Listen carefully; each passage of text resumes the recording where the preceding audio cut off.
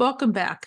In the second lesson, which begins on page 3 of our packet, we're going to learn about the metric system. Let me share my screen. The metric system is the measurement of choice in science, so we have to learn it. The metric system has units for mass, length, time, and volume. Pretty much anything you want to measure, you can measure it using the metric system. The base units in the metric system are for mass, it's grams. For length, it's meters. For time, it's seconds. And for volume, it's liters. These are known as base units. Prefixes can be added to the base units to change the measurement. Notice, though, that the base units have no prefixes. So here we have the base unit is in the middle, and above it and below it, we have prefixes. Deca is 10 times the base unit. So if the base unit were meters, a deca would be 10 meters. Hecto would be 100 meters. Kilo would be 1,000 meters. Mega, 1,000,000 meters. Giga, 1,000,000,000 meters. And tera, 1,000,000,000,000 meters. And then going down, we have smaller units. So a decimeter or a decigram or deciliter, whatever our base unit is, even a decisecond, is going to be 1/10 of a second. So that means 10 decis fit into the base unit. Centi is 1/100th or 10 to the negative 2 of the base unit. So there's 100 centis that goes into a base unit. And that's easy to remember because centi is like a cent. There are 100 cents in a dollar. Milli is for 1,000. A milli is 1,000th or 10 to the negative 3 of the base unit. So let's say a millisecond would be 1/1,000th of a second, and there would be 1,000 milliseconds in 1 second. We're skipping a few. We're not going consecutively, and we skipped a few up above as well. Micro is 10 to the negative 6. So a microgram would be 10 to the negative 6 of a gram, and that would be a millionth of a gram. A nanogram would be 10 to the negative 9 grams, which is a billionth of a gram. That means a billion nanograms would fit in 1 gram. And a picogram or picometer or whatever our base unit is 1/trillionth of a gram or a meter. That means that a trillion picograms would be in 1 gram. There are 2 ways to convert between metric units. Both use this table, which I'm going to write horizontally. Okay, so I wrote the same table out that we just had, but I wrote it horizontally. And so in this lesson, we're going to learn how to use the table and convert directly from the table. In a future lesson, we're going to learn how to use dimensional analysis to convert between metric units. To convert from one metric prefix to another, we move the decimal in the same direction equal to the difference between the 2 decimals. That doesn't necessarily make sense. Let's go on.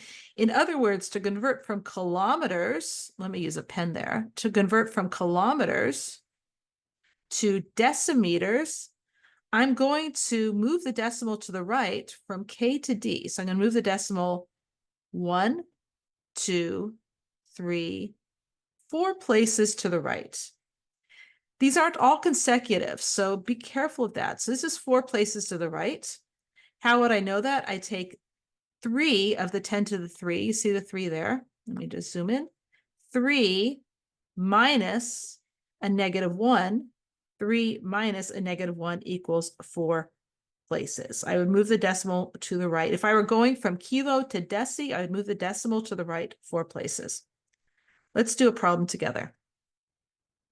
Convert from 52 centimeters to megameters. When you have that capital M, that means mega. That doesn't mean the small m of micro. It doesn't mean micro.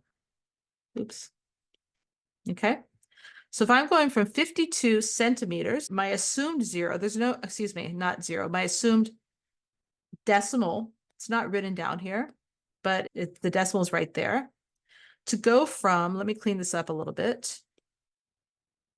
To go from centimeters, which is here, to megameters, it would look like if I were just counting spaces, I would move the decimal to the left 1, 2, 3, 4, 5, 6 places. But notice that these two are not consecutive, okay? So it's as if I moved the decimal. It's as if there were 3 spaces in between them. So I move the decimal again. 1, I just wanted to change colors on that. 1, 2, 3, 4, 5. And then to the 4th is 6. And then to the 5th is 7th. And then to the 6th, 8th. So actually I have to move it 8 places to the left. 1, 2, 3, 4, 5, 6, 7, 8. I'll put my decimal there. So my number becomes 0.000000052 megameters. You notice I had a little trouble counting these zeros. This is why scientific notation is so useful, especially in chemistry when we deal with really large and really small numbers. This would be easier written as, remember how we wrote things in scientific notation? We multiply it first by 1 or 10 to the 0. We move the decimal to just after the non-zero digit. So we're going to, just after the first non-zero digit. So we're going to move the decimal back 1, 2, 3, 4, 5, 6, 7. We moved it to the right, making the number larger 7 places, which means we're going to have to make this number 7 smaller. So it becomes 5.2 times 10 to the negative 7 megameters. Now, if I did it with this equation that I did before, let me show you how to do that. I'm going from centimeters, which in this table is 10 to the negative 2, to megameters, which is 10 to the 6, 10 to the positive 6. So I'm going from negative 2 minus a positive 6, which means I'm going to move the decimal to the left 8 places, which is exactly what I did. Now I can do the same thing with a number in scientific notation. So let's try this. We've got 6.0 times 10 to the negative 2 hectograms to micrograms. So we're going to hectograms. Let me erase this again.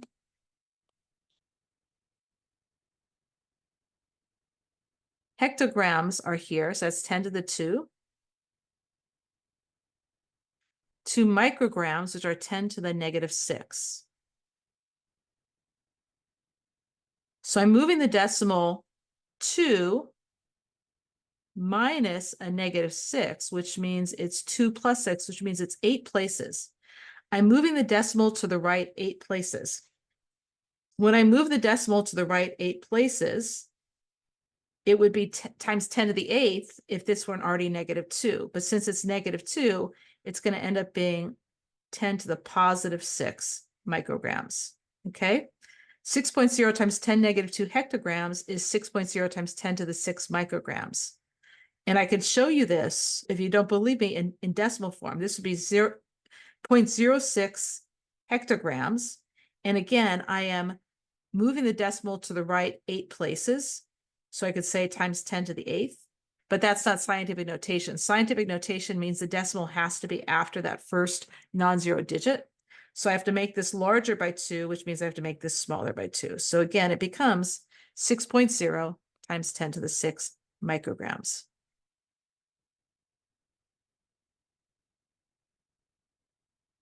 I want you to do problem 1, 2, 3 on your own. Yes, it has an answer there. Cover up the answer, solve the problem. And when you finish, come back and I will show you how to do the problem. Pause the video now.